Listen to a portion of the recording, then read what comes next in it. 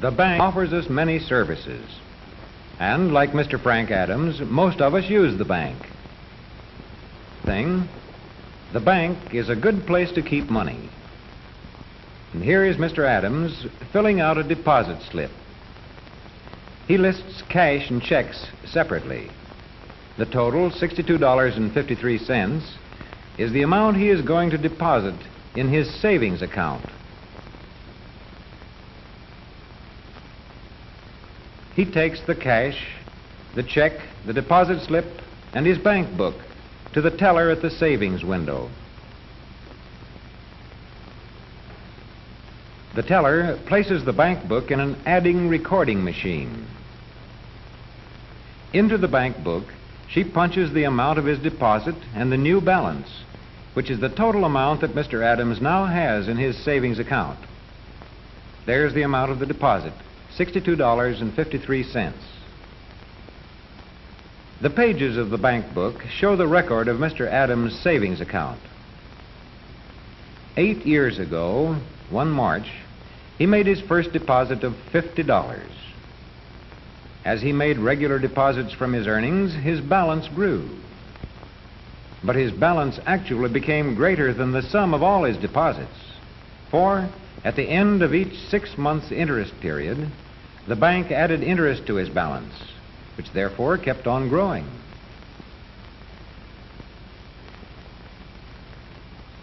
The teller puts Mr. Adams' deposit slip with other deposit slips in this basket. These slips are a record of the money that has come into the bank. And up here, they're checked in the proving machine. The bank's careful methods give Mr. Adams confidence that his savings are secure. And so does the federal government's insurance guarantee.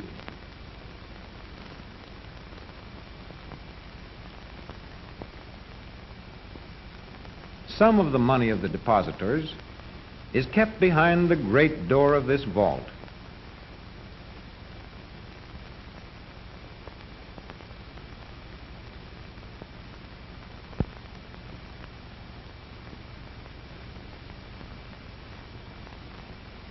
Part of the money that comes into a bank is kept in cash.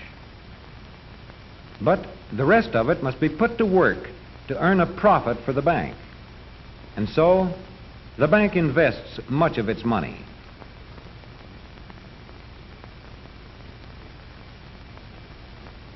According to law, these investments must be safe investments, such as government bonds, municipal bonds, and mortgages.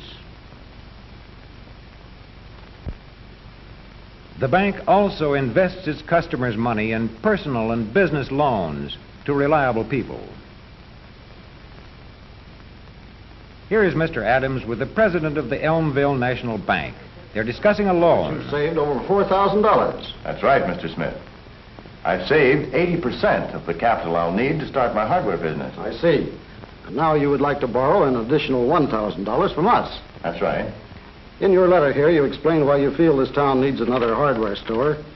Tell me, Mr. Adams, how much experience have you had in the hardware business? I worked as a salesman for 3 years with the Lewis Wholesale Hardware in Johnstown. And I have managed the appliance department in the King Hardware Store here in Elmville for the past 8 years. That should certainly be enough. And you've been promised a location on Washington Street. Yes, I have, Mr. Smith. Good place for a hardware store. Well, I think we can make you this loan. Oh, that's fine. Will the bank need security? No, I don't think so. As you say, you're putting up 80% of the capital from your own savings. Besides, you've lived in this town and banked with us for quite a while. You have a good reputation. We know you're reliable. I'm glad you think so. Here's the note, and this is where you sign. You'd better read it over carefully first. Let's see. For value received, I promise to pay to the Elmville National Bank $1,000 in monthly installments of $50, beginning 1 month from the date of this note. This seems okay. Fine. And since you're paying the loan back on a monthly basis, we will calculate the interest on a monthly basis, too. The tables in this book will give us the exact figure. Now, let's see. 20 months at our usual rate It comes to just $20.43. Now, we will subtract the interest from the principal and give you a check for the balance. That sounds all right. How much will it come to? It comes to exactly $979.57. That's fair enough. Miss Jenkins, will you please make out a check to Mr. Frank Adams for $979.57? Right away, Mr. Smith. Thanks. Now, how about opening a checking account for your new business? Yes. I'd like to do that right away so I can start paying for my furnishings and my merchandise by check. I'll start my checking account. Mr. Adams finds his new checking account very useful. To pay for the $150 worth of merchandise which he has ordered, he is going to draw a check on his bank.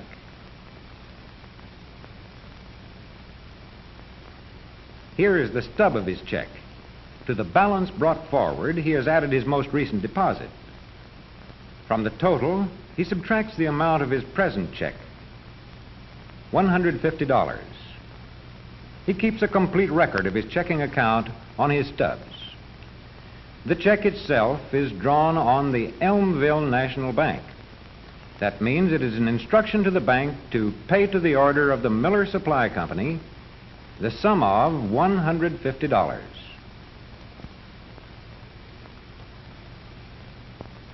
Mr. Adams writes the amount in words so there can be no mistake.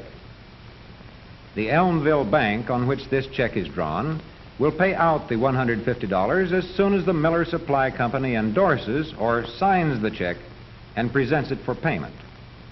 All that remains for Mr. Adams is to mail the check with his order to the Miller Supply Company, which can collect the money as soon as it endorses the check.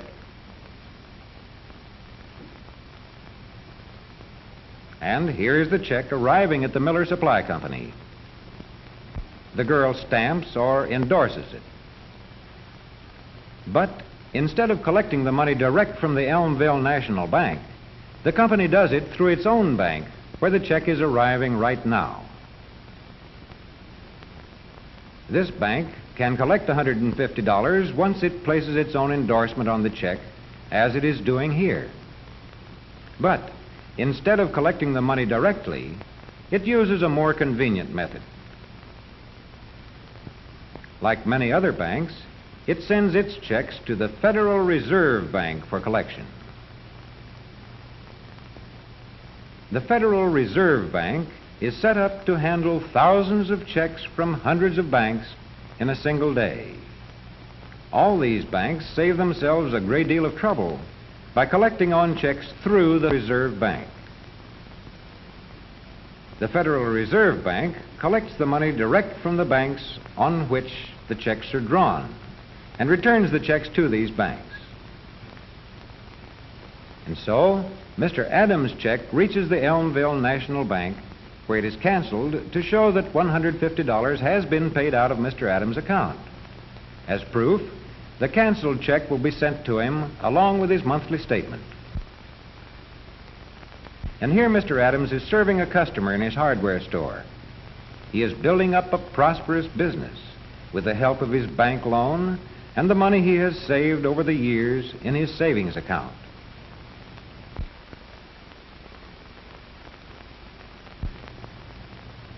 And there is the lady's change.